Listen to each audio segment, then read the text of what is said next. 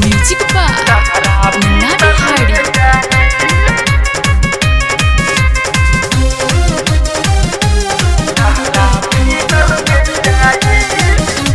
एक बेर खा के देखो प्यार यादत पड़ जाई। एक बेर खा के देखो प्यार यादत पड़ जाई। हम छीलल छीलल केला, हम छीलल छीलल केला तहरा भीतर में जाई। हम छीलल छीलल केला तहरा भीतर में जाई।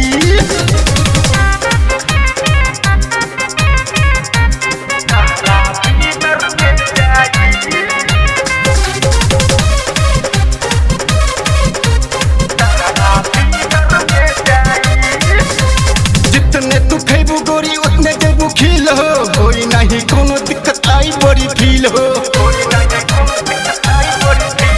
जितने तू खैबू गोरी उतने देबू खिल हो, कोई नहीं कोनो दिक्कत आई बड़ी फील हो। चढ़ल जवानी में तहरा कुछ निखार पड़ जाई।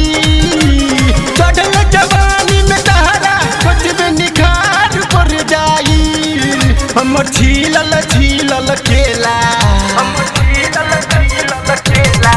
हम छीलल छीलल केला तहरा भीतर में जाई। हम छीलल छीलल केला तहरा भीतर में जाई।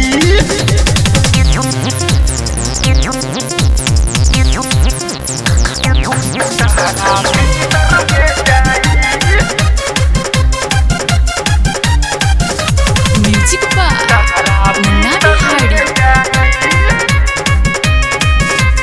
अभी आप सुन रहे हैं सिंगर मुन्ना दरभंगिया को। रोजो रोजो खईबू तरब गोरी ताजा, एक बीड़ी खा के देख आई बोरी माजा। रोजो रोजो खईबू तरब गोरी ताजा, एक बीड़ी खा के देख आई बोरी माजा। मानी ना दरभंगिया तोहर याद कर जाई। मानी ना दरभंगिया तोहर याद कर जाई। हम छीलल छीलल केला, हम छीलल छीलल केला तहरा भीतर में जाई। हम छीलल छीलल केला तहरा भीतर में जाई। एक बेर खा के देखो प्यार यादत पड़ जाई। एक बेर खा के देखो प्यार यादत पड़ जाई। हम छीलल छीलल केला, हम छीलल छीलल केला तहरा भीतर में जाई। हम छीलल छीलल केला तहरा भीतर में जाई।